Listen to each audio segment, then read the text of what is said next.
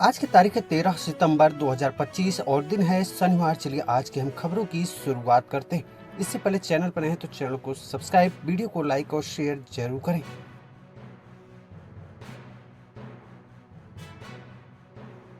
प्रतापगढ़ में करंट लगने से बालिका की मौत, पिता के खिलाफ दर्ज हुआ मुकदमा। दरअसल आसपुर देसरा थाना क्षेत्र के इब्राहिमपुर में बृहस्पतिवार की सुबह संदिग्ध दशा में 3 साल की मासूम बालिका की संदिग्ध दशा में मौत हो गई। वही घटना के बाद पिता घर से भाग निकला। परिवार के लोगों की सूचना पर पुलिस पहुंच गई और शव को पोस्टमार्टम के लिए भेज दिया गया। शुक्रवार को मुंबई से पहुंची मां ने अपने पति के खिलाफ बेटी की हत्या करने का आरोप लगाया। पुलिस मामले की छानबीन में जुट गई है।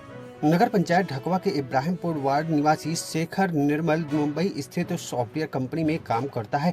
मुंबई में उसने राधिका नायडू से विवाह भी कर लिया और परिवार के लोगों का कहना है कि शादी के कुछ दिनों बाद ही उनके बीच विवाद होने लगा। पत्नी अपने मायके में जाकर रहने लगी और शेखर अपनी 3 वर्षीय बेटी काशवी के साथ रहता था। 12 दिन पूर्व शेखर निर्मल मुंबई से अयोध्या दर्शन करने की बात कहकर बेटी को लेकर घर पहुंचा। पैतृक घर से 500 मीटर दूर उसका दूसरा मकान बना है। एक कमरे में शेखर की मां हीरावती रहती है और बुधवार की रात निर्मल अपनी बेटी को लेकर दूसरे मकान पर सोने चला गया। बृहस्पतिवार की सुबह संदिग्ध दशा में काशवी मृत मिली। यह देख शेखर कमरे में बाहर से ताला बंद कर बाइक लेकर कहीं चला गया। फोन से बड़े भाई सुशील की पत्नी को काशवी के मौत की खबर दी। यह सुनते ही सभी रोते बिलखते मकान पर पहुंचे। दरवाजा तोड़कर काशवी को बाहर निकाला गया। आनन फानन में उसे ढकवा स्थित एक प्राइवेट अस्पताल ले गए, जहां पर जांच के बाद चिकित्सकों ने उसे मृत घोषित कर दिया। पुलिस छानबीन करते हुए शव को पोस्टमार्टम के लिए भेज दी थी। बेटी की मौत के बाद घर से भागे शेखर की पुलिस तलाश कर रही है। काशवी की दादी हीरावती ने करंट से मौत होने की तहरीर दी है। वहीं शुक्रवार को काशवी की मां मुंबई से प्रतापगढ़ पहुंची और आरोपी के एक बड़े भाई ने शेखर निर्मल के खिलाफ बेटी की हत्या का मुकदमा दर्ज कराया। पुलिस का कहना है कि पोस्टमार्टम की रिपोर्ट आने के बाद आगे की कार्रवाई की जाएगी।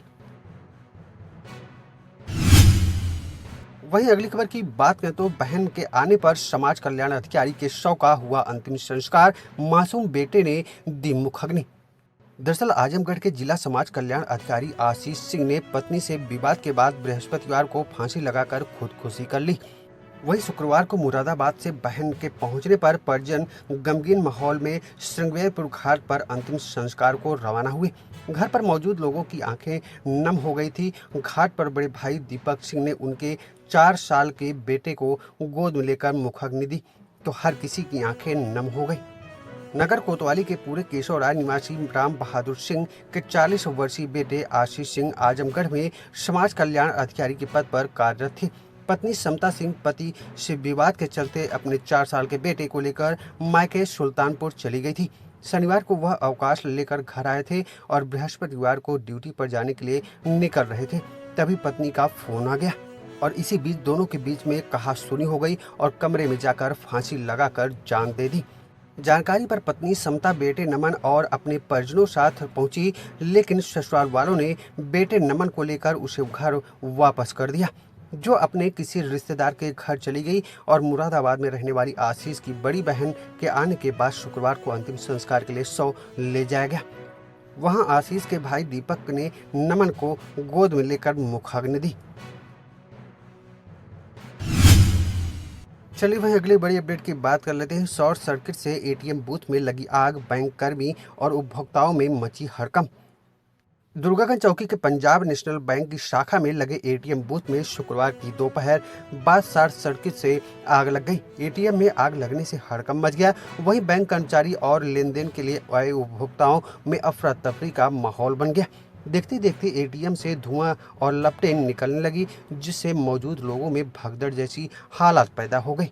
हालांकि घटना के समय एटीएम में कोई मौजूद नहीं था। लोगों ने तुरंत पुलिस को सूचना दी। खबर मिलते ही दुर्गागंज चौकी प्रभारी अमित सिंह पुलिस बल के साथ पहुंचे और किसी तरह आग पर पाया गया काबू। इसी बीच ग्रामीण ने भी बाल्टी और पानी को लेकर मदद में जुट गए, लेकिन आग पर पूरी तरह काबू पाना मुश्किल साबित हो रहा था। कुछ ही देर बाद सूचना पाकर फायर ब्रिगेड की टीम भी मौके पर पहुंच गई। तब जाकर बैंक कर्मचारी और उपभोक्ताओं ने आसपास के लोगों ने राहत की सांस ली। बैंक मैनेजर हरिकांत पांडे ने बताया कि शॉर्ट सर्किट से एटीएम बूथ के उपकरण जले हैं। एटीएम में रखे हुए कैश तक आग नहीं पहुंचा, वहीं जिससे वह सुरक्षित है। खबर पसंद आई हो तो लाइक करें और साथ ही चैनल को फटाफट सब्सक्राइब कर बेल आइकन को जरूर दबा लें, जिससे ऐसी हर बड़ी अपडेट की नोटिफिकेशन सबसे पहले पहुंचती रहे आप तक।